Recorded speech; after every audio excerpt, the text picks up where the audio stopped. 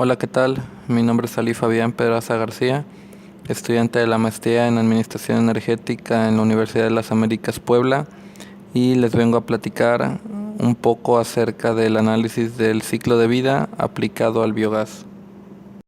Los objetivos de la siguiente presentación es realizar un estudio a un caso documentado de un análisis del ciclo de vida para la generación de energía a través del biogás, y comprender cómo es que se realiza y se estructura un análisis del ciclo de vida. Como fundamentos teóricos para entender un poco acerca de este estudio del análisis del ciclo de vida, tenemos como puntos principales los siguientes. El biogás, al ser una fuente de energía renovable, pues bueno, en este caso se le denomina en este grupo porque proviene de la biomasa. Durante todo el proceso de combustión, la biomasa libera dióxido de carbono hacia la atmósfera. Este mismo dióxido de carbono anteriormente fue absorbido durante el crecimiento de los vegetales, de las plantas, o en su caso en los de origen animal, pues bueno, los animales fueron consumidores directos de los vegetales o cultivos, y a través de esta cadena alimenticia fue que obtuvieron este dióxido de carbono. Al morir o desintegrarse y llevarse a cabo la combustión, pues este dióxido de carbono regresa de nuevo a la atmósfera donde fue tomado inicialmente. En la figura del lado izquierdo podemos observar un ciclo de la biomasa, en el cual se puede observar que es un ciclo cerrado y limpio. He aquí la razón principal por la cual al biogás se le considera una fuente de energía renovable y limpia, ya que no contamina ni aporta dióxido de carbono que no haya sido antes tomado del ambiente. Dentro de otro punto muy importante de los fundamentos teóricos tenemos que el biogás es un gas generado por la biodegradación de materia orgánica, es decir, la biomasa. Este proceso se lleva a cabo a través de un ambiente anaeróbico, es decir, en la ausencia de oxígeno, a través de unos microorganismos. Y los gases que principalmente se liberan es metano y dióxido de carbono, seguido por mínimas cantidades de hidrógeno y nitrógeno. El porcentaje de metano que se alcanza a liberar varía entre el 50 al 70%, y el de dióxido de carbono es del 30 al 45%. Siguiendo con los fundamentos teóricos, en el siguiente diagrama pues podemos observar claramente cómo es que se conforma un sistema para la generación de biogás, que como unidad funcional principal pues tenemos al biodigestor. En las entradas o el ingreso del biodigestor pues se encuentran lo que vienen siendo residuos orgánicos. Aquí, por mencionar algunos ejemplos, tenemos excremento de animales, desperdicios orgánicos industriales o desperdicios agrícolas. En el biodigestor se lleva a cabo la transformación a través del proceso anaeróbico y la fermentación de la biomasa para la obtención de biogás, que es la principal salida de este biodigestor. Con este biogás pues nosotros podemos mover turbinas de gas que nos van a proporcionar la generación de energía eléctrica, de vapor, de calor, incluso a través de estufas, hablando de un ambiente doméstico, o de iluminación. Y como salida secundaria pues tenemos lo que es abono orgánico, es decir, la biomasa ya libre de gases, principalmente de metano y dióxido de carbono, que nos van a servir como abono para cultivos en campos agrícolas. En la siguiente imagen lo que se puede observar pues bueno, es un zoom de lo que viene siendo un biodigestor, donde podemos observar todas las partes que lo componen. Principalmente tenemos lo que es la entrada, la salida, su cámara de digestión donde se lleva a cabo la fermentación anaeróbica y la obtención del biogás, y pues bueno, tuberías de salida por donde escapa el gas obtenido, y la salida donde nos sale el bioabono. Los principales elementos que deben de estar presentes para la producción idónea del biogás es las cantidades exactas de oxígeno, la temperatura ideal, tener un pH óptimo, los suficientes nutrientes de nuestra biomasa y inhibidores. El oxígeno en este caso es súper importante, ya que pues las bacterias o los microorganismos que trabajan para la descomposición de la biomasa y la obtención del biogás pues morirían incluso con pequeñas cantidades de oxígeno, es decir, el oxígeno debe de estar ausente en este proceso. La temperatura es un factor importante ya que de ella depende el crecimiento o la muerte de los microorganismos. Es decir, con la temperatura nosotros también vamos a poder regular la velocidad del crecimiento de los microorganismos y con ellos pues el proceso de digestión que nos va a producir el biogás. El pH siempre debe mantenerse entre 6 y 8, ya que si existe un pH bajo se reduce la actividad de los microorganismos, provocando la acumulación de ácidos y de hidrógeno. Y con esto pues vamos a obtener un biogás pues demasiado pobre en metano, por lo tanto pues va a tener cualidades energéticas mínimas. En cuanto a nutrientes, lo más importante es que pues la cantidad de metano que se pueda obtener en este proceso va a depender mucho de las proporciones de proteínas, grasas y carbohidratos que contenga la biomasa. Tenemos que tener mucho cuidado con todo lo que agreguemos como entrada al biodigestor, debido a que pues bueno, los microorganismos anaeróbicos pueden ver afectada la producción de biogás si se encuentran en presencia de sustancias tales como amoníaco, metales pesados o compuestos halogenados como el cianuro y fenoles. El análisis de ciclo de vida está definido en la ISO 14040 y en pocas palabras, pues bueno, lo define como un análisis basado en la recopilación y análisis de entradas y salidas de un sistema, obteniendo resultados donde se muestren los impactos ambientales que puede tener la generación de cierta energía para con ello poder determinar estrategias adecuadas que reduzcan dichos impactos a modo de pues dañar al ecosistema y al medio ambiente lo menos posible. En el siguiente diagrama de flujo, bueno, pues se puede entender un poquito mejor cómo es que el análisis del ciclo de vida visualiza a la generación de energía de cualquier tipo de combustible o biocombustible. Tenemos que, bueno, los recursos naturales pues siempre salen del medio ambiente como materia prima y toma en consideraciones todo lo que se lleva en el ciclo hasta que los residuos de esa materia prima regresan al ambiente, tomando en cuenta conceptos como el combustible, la electricidad o el agua que pueden ser insumos en la producción de la energía, combustibles o insumos que se puedan llevar a cabo en el transporte de la materia prima al lugar de la producción, qué materias primas utiliza la fabricación, el empaque, y una vez realizada la biomasa o materia prima y generado el combustible, cómo es que éste se vuelve a transportar hasta las instalaciones de consumo, tomando en cuenta también insumos, combustibles, en sí todos los recursos que se pueden utilizar para llevar un recurso natural, generar un combustible o biocombustible y cómo esos residuos que provienen del uso de ese biocombustible regresan después al medio ambiente.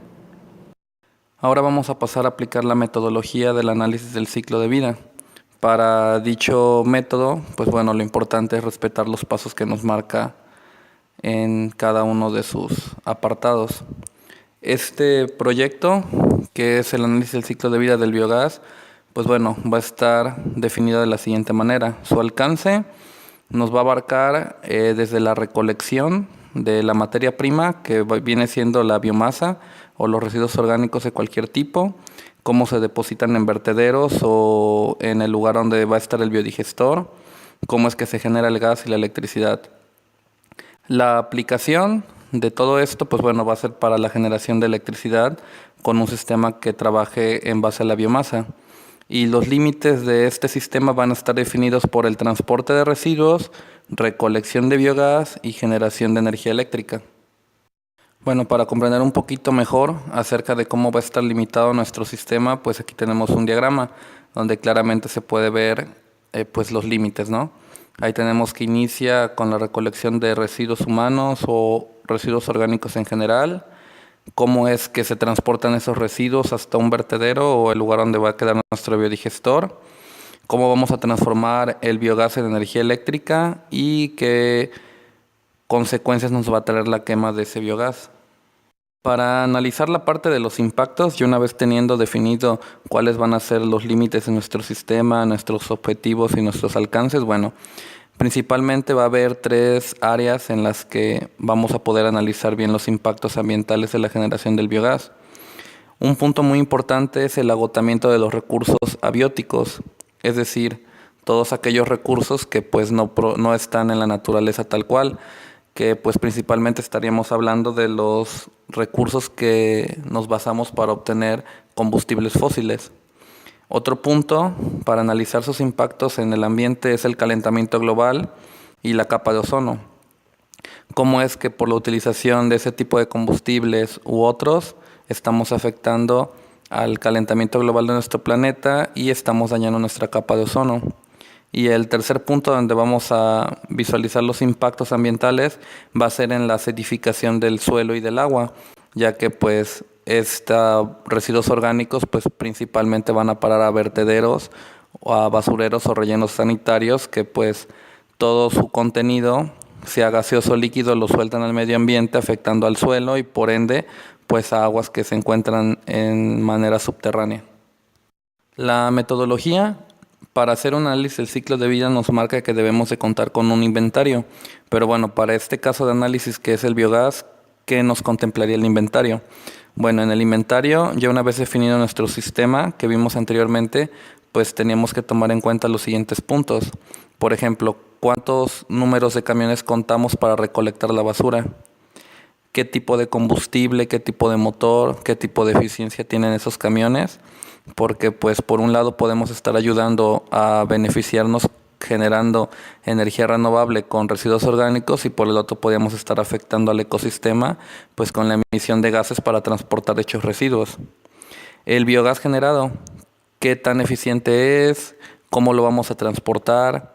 ¿Cómo lo vamos a utilizar? Etcétera.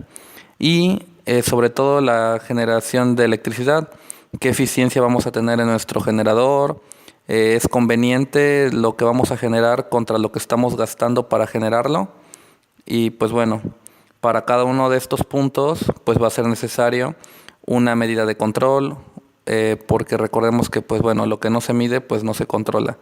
Y es muy necesario tener algún sistema, algún software o alguna forma de ponerle indicadores a estos puntos del inventario para al final poder hacer nuestro balance energético y económico. En la parte de la evaluación, y una vez que definimos nuestro sistema, ya vimos cuáles van a ser sus límites, sus objetivos, ya definimos bien nuestro inventario, la forma en la que vamos a medir, ya tenemos todo cuantificado con indicadores, etcétera, ya podemos hacer nuestro balance energético y económico. Y con todo esto, pues bueno, podemos ya al final hacer una evaluación. Hay 3 puntos en los cuales pues nos podemos basar. Uno va a ser el agotamiento de recursos abióticos, que pues bueno, es la extracción de minerales y combustibles fósiles para la generación de combustibles convencionales, que vienen de los combustibles fósiles. ¿Cómo es de que si nosotros no actuamos a buscar otras formas de energía, nos vamos a acabar esos recursos que pues bueno, no son renovables? Otro punto a evaluar va a ser la acidificación. ¿Cómo es que nosotros estamos afectando a la capacidad neutralizante del suelo y del agua para poder neutralizar todos los residuos que nosotros ponemos en los vertederos? Porque si la tierra y el agua pierden esa propiedad de neutralizar, entonces todos esos ácidos nos van a volver a regresar a nuestro ambiente o ecosistema. Y el tercer punto, y uno de los más importantes, pues es el calentamiento global y el daño a la capa de ozono. ¿Cómo es que generando biogás o no generándolo estamos ayudando o perjudicando a la emisión de gases de efecto invernadero, lo cual pues se mide en kilogramos de dióxido de carbono en la atmósfera? Y por todas estas contaminantes, ¿cómo es que nos estamos agotando la capa protectora con los rayos UV, que viene siendo la capa de ozono? Llegando al tema de las conclusiones, este punto muy importante que es el cierre de un análisis del ciclo de vida, pues lo que podemos observar es que con la generación de biogás tenemos un área de oportunidad que es el transporte. Esta área de oportunidad es muy importante debido a que si nosotros utilizáramos a lo mejor camiones que transporten esos residuos orgánicos desde su punto de partida hasta el vertedero o el biodigestor, y esos transportes trabajaran con bioetanol, pues bueno, pues sería, llamémoslo, un negocio redondo, ¿no? No estaríamos contaminando en ningún sentido al medio ambiente ni al ecosistema y seríamos más eficientes en este aspecto. esta área de oportunidad es muy grande, ya que también, pues si nosotros generamos bioetanol, pues podríamos reducir los costos de transporte, porque recordemos que pues está el transporte de la materia prima, que es la biomasa, y también está el transporte de la energía. Entonces el área de oportunidad más importante para esta generación de biogás es el transporte. Muestra dos beneficios muy importantes. Un beneficio es que disminuye las emisiones de gases de efecto invernadero, ya que estamos utilizando gas metano extraído de la biomasa. Este gas ya no va a ser liberado a la atmósfera y al ambiente, sino que va a ser quemado, y una vez quemado, pues bueno, ya no es un gas dañino y le estamos extrayendo la energía que tiene para generar electricidad. Y el otro beneficio que muestra la generación de biogás, pues bueno, es la disminución en contaminación de suelo y agua, ya que al extraer todos los gases peligrosos y dañinos para el ambiente en un biodigestor, estos gases o sustancias químicas ya no son liberadas al suelo ni al agua. Por lo tanto, pues representan un beneficio de menos contaminación para nuestro ambiente y ecosistema.